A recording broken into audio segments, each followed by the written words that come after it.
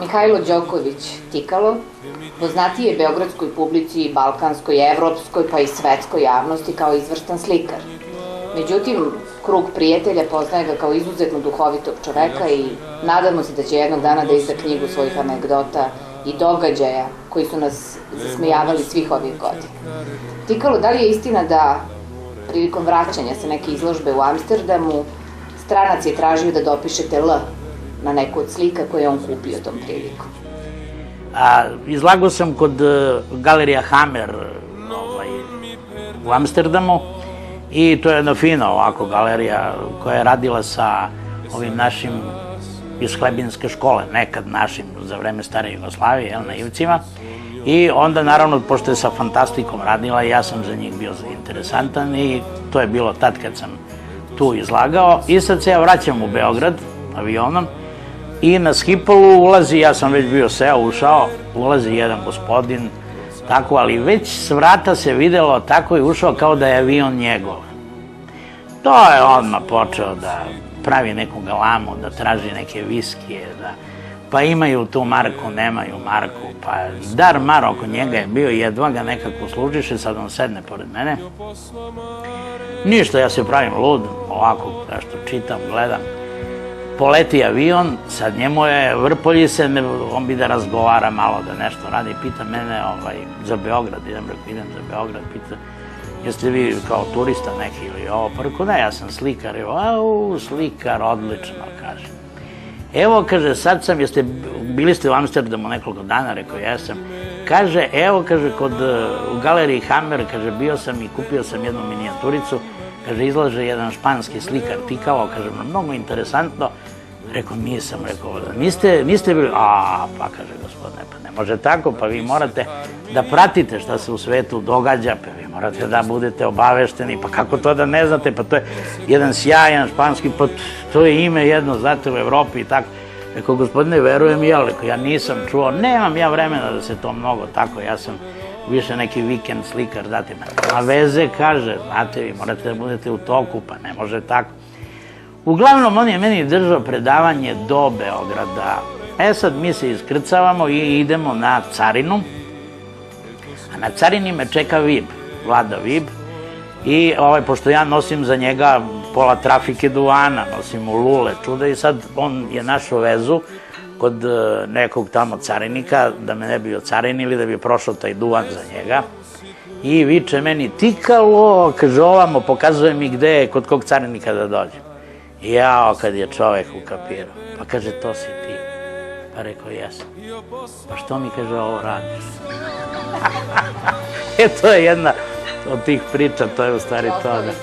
Ostaje, jeste, i još jedino, ja sam mu rekao posle, kad je on zgranut, onako rekao, nema veze, mogu ja da ostanem španski slikar, evo, samo dajte mi tu sličicu da dopišem još jednu L, da bude Tikalo sa 2 L. Sarà oramai settembre, resti il sogno che non muore mai. Slobodan Marković, Libero Marconi, koji je stvarno ostavio traga u beogradskom novinarstvu, literaturi i slikarstvu, bio je vaš prijatelj toliko godina i znam za neke događaje iz nekih perioda koji su bili onako malo više boemski. Pa jeste, evo, ima jedna interesantna ovako anegdota, jedna pričica koja je baš ovako dobila vremenom i u nekoj težini, vidjet ćete o čemu se radi. Ja kad sam došao u Beograd da upišem fakultet, upoznam, naravno znao sam Branka V. Radičevića, pošto je on naš iz Čačka još kućni prijatelj, a pošto se on družio sa Liberom, bili su veliki prijatelji i tako nerazdvojni, upozna mene Branko Radičević sa Liberom. I sad ja nosim neki blokčić, onako bojažljivo, neke crteže, rađene tuši pero i tako nešto, tako skromno. Šta ja znam, nisam ni bio svestan šta je to. Uglavnom uplašen, sreo Libera, to je bilo, mislim, uzbuđenje ovako vrhunsko neko za mene. On uzima taj blokčić, gleda te crteže. Ja se oduzeo, hoću da umrem, sad šta će da kaže, šta je. Konačno on progovori i kaže, dobro, odlično je ovo, nije ovo loše. Dobar si ti, kaže, ti ćeš meni da praviš portret, kaže ona. Ja ću da umrem. što sreće, znaš, ali kaže, ja ću da ti kažem kako da me slikaš. Kaže, ovako ćeš da me slikaš, ja sedim za stalom i držim u naručju mladog lava. A na stalu je jedan veliki oval srebrni i u njemu Hitlerova glava. A kaže, druga jedna zdela, tu je salata od kukastih krstova, od svastika. A kaže, umesto salveta, mrtve čavke. To je slika bila, to je bio portret Libera Marconija. To je bilo ovako fantastična jedna, ovako arabalovska slika jedna. Sad šta je, trebalo je da se mi nađemo negde, da mi on da fotografiju neku, da nešto, jel? I ali nikad se nismo našli, uvek kad se sretnemo negde, sretnemo se, on je pijan treći dan ili drugi dan i ja sa njim se uhvatim i tako i znači nikako da dođe do toga da ja počnem njemu da pravim portret. I prolazi vreme, sad ja pričam, kao što vama pričam, tako sam ja pričao o tom interesantnom portretu, uvek negde kad je neko društvo i tako sedi i šta ja znam. Elem, taj portret nikako da bude napravljen, a priča ide kroz Beograd i razboli se Libero, prođe tolike godine, prođu i Libero jadan i umre, normalno. Ja bih rekla pod čudnim okolnostima. Pod čudnim, jeste. Da, mislim, ne možemo ništa tu, jeste. Vrlo čudno je bilo. I umre Libero i ja ne napravim taj portret. Međutim, šta se dogodi? Taj portret je toliko poznat u Beogradu. Iako me god sam ispričao, taj je opet negde pričao, pa taj opet iz treće ruke nekom dalje pričao. Uglavnom ja vidim da ceo Beograd zna za taj portret, a portreta nema, on je nenaslikan u stvari. I to je mnogo interesantno jer ja mislim da je taj portret čuveniji ovako nego da sam ga napravio.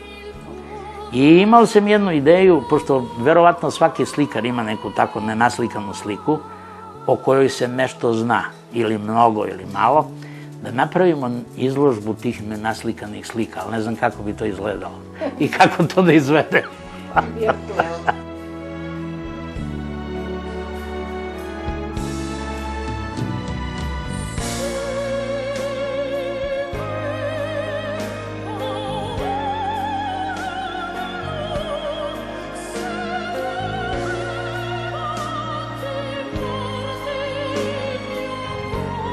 Ima jedna odlična priča za Libera kad je ostavio kao alkohol i sad neka pauza i putuju, idu on i iz politike Duško Kostić, pesnik i šta ja znam, on je bio zadužen za njega da pazi da Libero slučajno ne pogreši nešto i tako i sad negde u nekom hotelu šetaju kroz grad, ne znam, razgledaju Libero ništa, sve smiren, sve u redu i odlaze u hotel. I kaže mu Duško, kaže, slušaj Libero, idi malo odmori se, umi se, istuširaj se, pa ćemo za sat, idemo kao na večeru i tako, pa posle će ne znam gde. Libero kao sve u redu i šta se događa posle sat, Duško Kostić dolazi na vrata, čuka, nema Libera, niko se ne javlja, šta je, siđe, okrene se levo, desno, nigde nikog i on sad krene, posumnja, ide da traži kafane, tu neke kafanice, naravno naleti odmah na jednu kafanicu tu blizu 100 metara od hotela i vidi ovakvu sliku. Libero pijan, mrtav pijan, sedi i peva Ti me Mico ne voliš, a Talijančići višu Cisto sumnam, cisto sumnam. On ih već naučio i da pevaju i napio se sa njima za sat.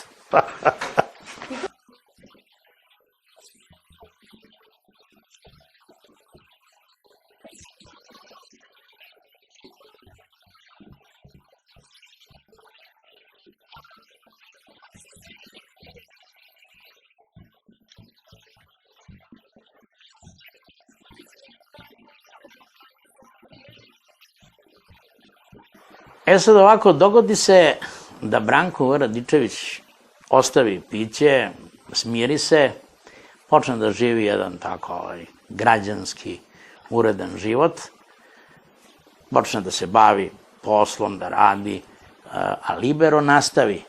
Libero Marconi nastavi po starom i sad se sretnu negde i Branko njemu kaže, kao svi apstinenti, kao svi bivši, počne da deli lekcije i da tako da ga grdi i da ga... I kaže mu ovako, otprilike, kaže, pa dobro bre, kaže Libero, kako te bre nije sramota iz tih tvojih brakova, ne znaš ni ko ti je sve bio žena, nisi ih ni zapamtio, kaže, imaš dece, ne znaš ni kako se koje zove, kako možeš bre tako, smiri se, ušao si u neke godine, kaže, šta će deca o tebi da misle? A on kaže Burazeru, deca kad ne poznaju oca, ako ga ne upoznaju, ona ga izmišljaju, dopisuju ga i uvek to rade na najlepši mogući način. A zamisli, moj Brančilo, ti si pored svoje dece svaki dan, zamisli kad te pročitaju.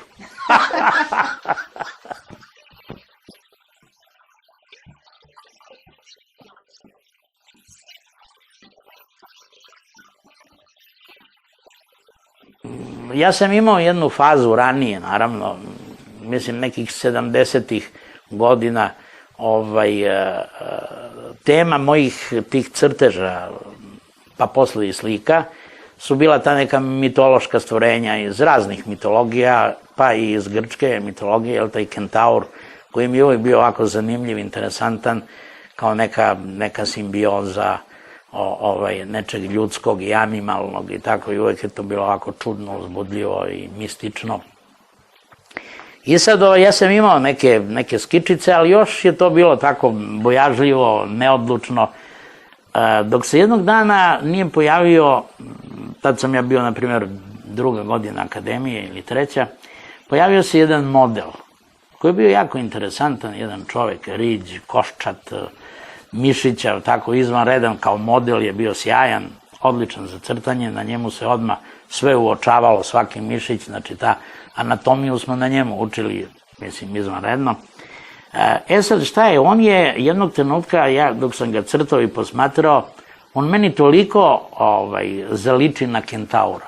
Ustavno ne znam zašto, ali je prednji deo kentaura je, po mojoj nekoj zamisli, morao biti samo on i niko više.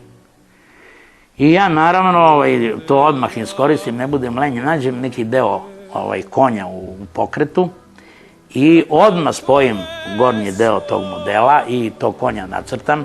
Međutim, to je bilo na toj prepodnevnoj nastavi kad smo mi radili taj takozvani veliki akt. I to se crtalo 7 dana po modelu i sad svi crtaju akt, a ja pola akta i dodam konja, napravim kentaura. Naravno, šef klase je bio Mika Petrov. Mika Petrov dođe 4. dan, negde 3. 4. dan, ja već napravio kentaura, kad je video, poludi, možete misliti koja je reakcija. Pošto je pripremao izložbu u Parijskoj ulici, onda smo mi svi studenti, to nam je kao i deo nastave bio, da štampamo njegove grafike, litografije, akvatinte i tako dalje, i meni za kaznu, pošto sam to napravio to zbog kentaura, dodeli da glačam litografski kamen. To je strašno bilo, mislim, to je bio bukvalno kao posao kao na kamenolomu. Ja sam to trljao, glačao, to je strašno bilo. Tako da, eto, kentaur je ušao u moje slikarstvo, boga mi, sa velikim mojim naporima.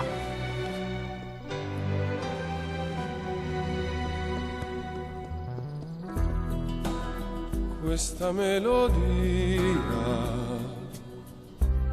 inno dell'amore,